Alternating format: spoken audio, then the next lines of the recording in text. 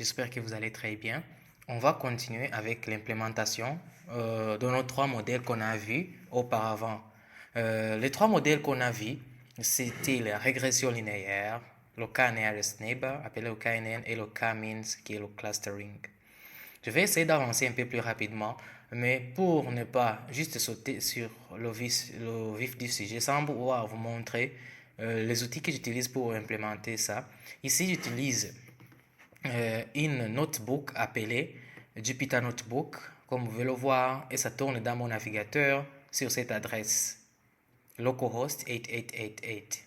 C'est une notebook pour juste écrire des codes et aussi le notebook a été installé dans mon outil qu'on appelle Anaconda. Donc j'ai installé Anaconda sur ma machine et Anaconda m'offre plusieurs outils comme vous pouvez le voir à utiliser, à exploiter. Donc comme le Jupyter Notebook que j'ai ici, le Lab. Donc il y en a beaucoup. Donc, et je peux même lancer le VS Code à partir d'ici. Et j'ai aussi des variables d'environnement de base, comme celle que je viens d'utiliser maintenant, même qui est la base. Et on peut même créer d'autres, ça dépend de vous bien sûr. Et puisque ce n'est pas aujourd'hui, là où je vais vous montrer comment créer un environnement de travail avec Anaconda. Donc sachez que c'est ça qui fait tourner, euh, qui fait tourner mon interface ou bien mon notebook, le Jupyter Notebook. Et puis, commençons maintenant. Avant de faire ça, on va commencer à importer les deux premières librairies qu'on a vues précédemment, qui sont le NumPy et le Pandas. Ici, je vais faire comme ça, import. Je vais faire les importations, toutes les importations nécessaires pour mon implémentation. Import NumPy as np. Laisse-moi terminer tout. Import aussi pandas as pd. Import matplotlib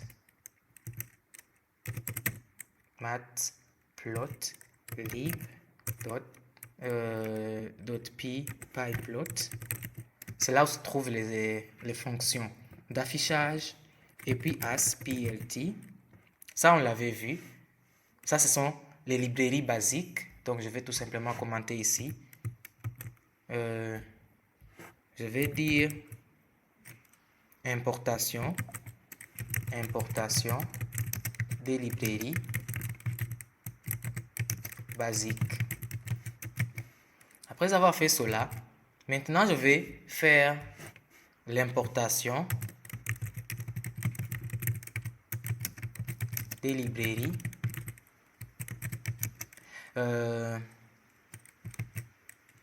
modeling. Donc les modèles. Ici, je vais commencer par import. Maintenant, il y a une librairie qui s'appelle sklearn. C'est là où se trouvent les modèles. Je ne vais pas écrire les formules mathématiques comme on l'a vu précédemment, mais tout simplement, c'est une formule, c'est une fonction que je vais appeler contenant le code qui va me faire tout ce qu'on a vu dans les théories. Donc, import from sklearn dot linear regression, par exemple. Oh, c'est linear model. C'est ça le modèle de linéaire. C'est là où se trouvent nos modèles linéaires. Et puis ici, je vais tout simplement, ici, je vais faire ceci. Parce qu'il y a beaucoup de modèles ici dans sklearn. Je vais faire from sklearn.linearModel import linear regression. Donc, je vais importer la régression linéaire dans ma librairie linear model. Après ça, je vais faire encore la même chose. From sklearn dot neighbors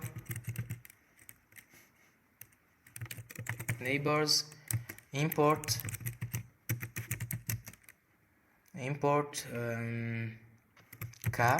kn neighbors classifier. C'est un classifier. Et puis aussi, je vais encore faire from sklearn dot cluster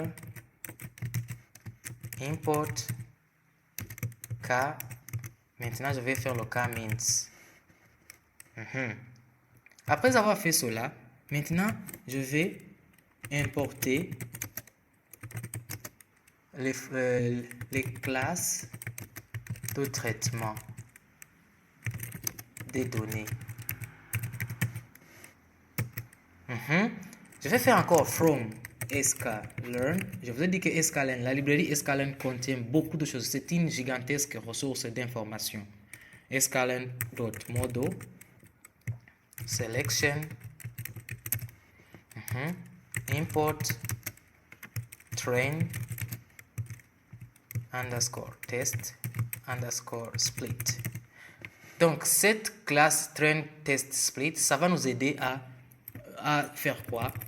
À scinder en trois groupes, le train, les données que je vais utiliser pour l'entraînement de mon modèle, les données que je vais utiliser pour le test de mon modèle et les données pour la validation. Donc c'est à partir d'ici qu'on le fait. Et la fonction s'appelle train test split provenant de model selection. Et puis après ça, je vais encore faire from sklearn dot metrics. Maintenant, c'est pour visualiser les métriques, les données, comment est-ce que le modèle a performé.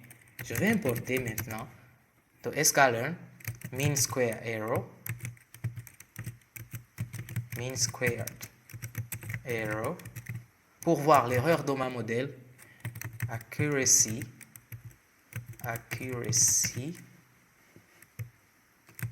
score, et aussi je vais utiliser aussi Seaborn. Oh, j'ai oublié de l'importer ici. Normalement, j'allais importer aussi Seaborn ici. Import Seaborn as SNS. J'avais oublié d'importer Seaborn. Donc, après avoir importé ça, maintenant, je vais commencer à implémenter. Je vais mettre un commentaire ici. Implémentation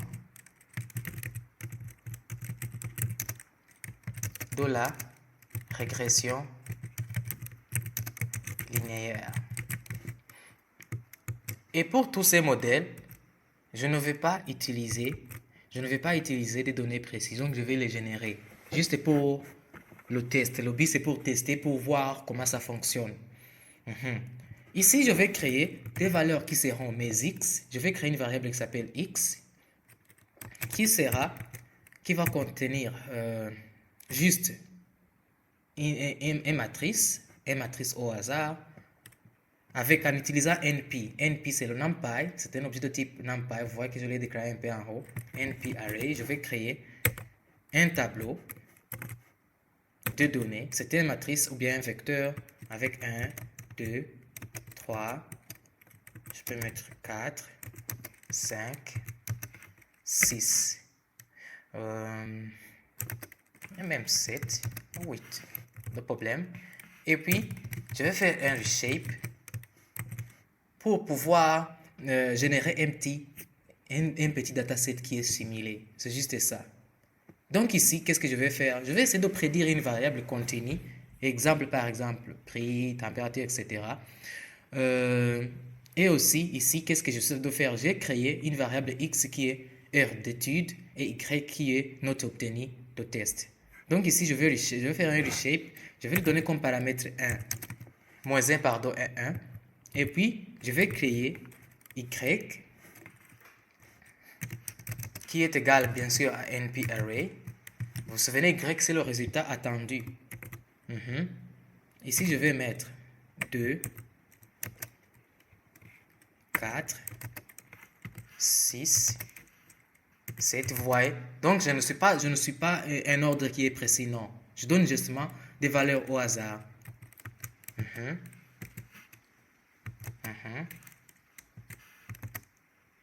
Et prénom 12, comme ça. Ça, c'est la note obtenue. Première heure, 2. Deuxième heure, 4. Troisième, 6. Quatrième, 7. Vous voyez, 2, 5, 6, 8, 12. Donc, il n'y a pas de fonctions ou bien il n'y a pas une suite logique qui est précise derrière ce que j'ai déclaré. Et puis après avoir fait cela, j'ai ma petite base de données.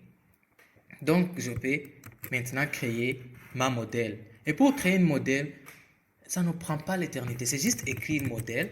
Je déclare une variable qui s'appelle modèle qui va contenir ma modèle linear regression que j'ai déclaré ici en haut. Linear regression, donc je l'appelle.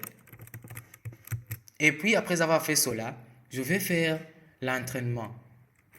Ici, je vais dire ceci, ça, une petite commentaire, entraînement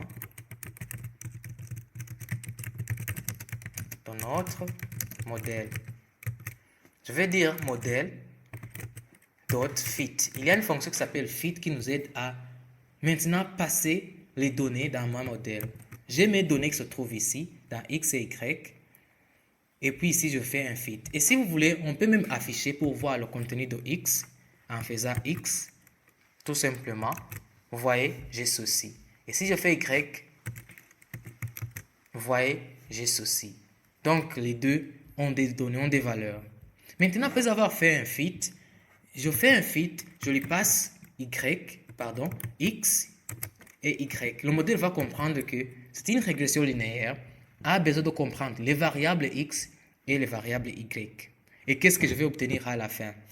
Et puis, après avoir fait cela, essayons maintenant de prédire. Prédiction des notes. Ça, c'est simple. Maintenant, vous comprenez que... Oh, pardon, j'ai oublié ici. C'est Y. Je peux dire Y prédiction. Y prédit, ça sera modèle.predict. C'est comme ça qu'on fait la prédiction. Predict. Et puis, je donne X. Après avoir fait cela, je peux même lancer.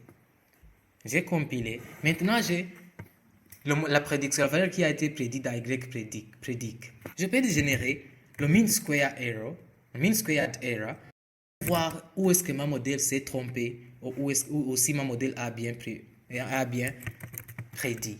En faisant le mean squared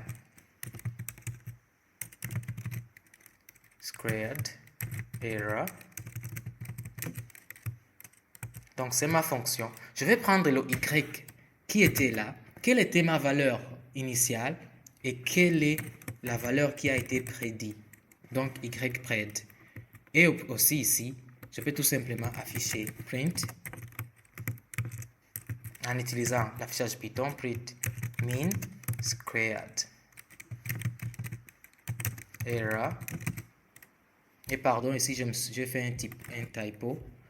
Mean squared error a comme valeur, je fais comme ça et je fais le mean square error ms et je vais afficher jusqu'au deuxième chiffre après la virgule. Donc je vais afficher un float. Si j'exécute, vous voyez que l'erreur est de 5.14. Et aussi on peut même faire quelques affichages rapidement, donc en faisant le plt.fig. Ici, je déclare la figure fig size. Et puis ici, ça sera égal. Je fais tout simplement un petit affichage. Et puis, plt.scatter. Je passe x, y et là comme paramètre. Je vais afficher en utilisant la couleur blue. Et puis, lab sera égal aux données réelles, pardon pour les accents. Données réelles. Et puis, plt encore .plot. Ici, j'ai x et y pred. Là. Ici, ça sera red. Je vais utiliser rouge pour pouvoir tester la note obtenue contre la note prédite. Ici, c'est lab. Ça sera droite de régression. Et aussi, désolé pour les accents. On va continuer. PLT dot title, le titre pour ma droite, ça sera régression linéaire. Régression linéaire, heure d'étude, pieces not obtenu.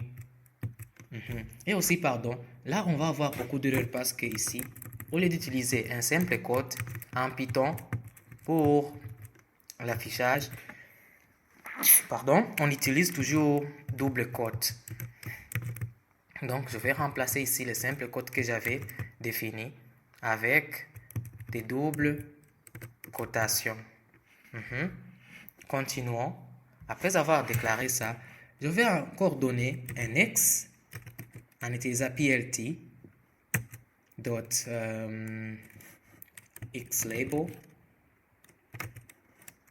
un X pour notre une valeur pour notre X qui est d'étude pour un Y PLT Y label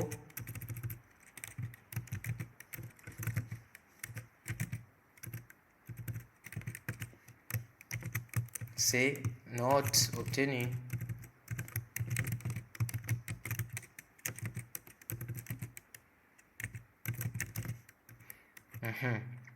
Après avoir fait cela, je vais faire un PLT.legend juste pour afficher la légende. Et puis, il y a quelque chose que, ok, il y a ça, les doubles cotes d'abord à corriger. Et aussi, il y a un show que j'ai oublié, plt.show, pour pouvoir afficher. Encore aussi, pyplot fig. Il y a quelque chose que j'ai pas bien écrit ici. Sur la ligne, première ligne, plt fig. Oh, c'est fig. La fonction c'est fig. Je m'avais trompé ici. Alors regardez ici. Vous voyez, les données réelles, c'est ça. Vous voyez les points bleus, ce sont les données réelles. Mais ma régression linéaire est passée. C'est pour cela que vous voyez qu'il y a eu une telle erreur énorme. Donc, je me suis trompé de 5.4 d'après ma modèle. Vous comprenez? Donc, c'est juste ça. Et aussi, en affichant, tu peux même dire que l'erreur est justifiée pour cette raison, ainsi de suite. Donc, en étudiant à partir de 1h, 2h, 3h jusqu'à 8h, j'ai ceci. C'est ça la régression linéaire. Si je donne une valeur quelque part ici, ma fonction peut essayer, bien ma modèle peut essayer de la prédire en utilisant cette boucle ou bien cette ligne qui a été ainsi dessinée. Donc c'est ça ma ligne répondant à ma modèle de régression linéaire.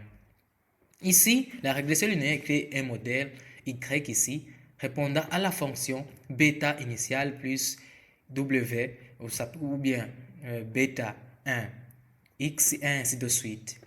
Ici, fit apprend les coefficients. On appelle la méthode fit ici. Ça apprend les coefficients X, bêta 0, X et ainsi de suite. Et en minimisant l'erreur mi-ns. Et puis la fonction prédict que j'ai appelée, ça applique l'équation pour estimer les nouvelles valeurs. Et la ligne rouge montre les meilleures droites, la meilleure droite d'ajustement. Donc ça va tracer une ligne et ça c'est la meilleure droite que ça a pu tracer suivant ce qu'on a pu obtenir ici comme information. Donc c'est ça la ligne de notre régression linéaire. Je serais certain que si je vais prédire une valeur, la valeur qui est plus proche à ça va diminuer l'erreur que j'ai ici. Donc ici, regardons si j'essaie par exemple de donner quelque chose qui est concret. Par exemple, 2, 4, 6, ici 7, ici je mettons 8, mettons 10 ici. Donc en suivant quelque chose, une ordre qui est précis, 11 et 12. Je réexécute. Je donne encore au modèle. Vous voyez que l'erreur a passé de 5 à 0.14 parce qu'il y a une ligne qui a été bien suivie. Donc, en disant que j'étudie 1 heure, j'ai 2 points. Mais si je fais 8 heures, j'ai 12 points. Donc, vous voyez, et si j'essaie d'afficher maintenant, vous allez voir que la ligne est proche, est très proche même à nos points. Donc, la prédiction ici, le pourcentage est aussi très bonne. Donc, c'est tout pour cette vidéo. On va voir la suite de nos deux autres modèles à la vidéo suivante.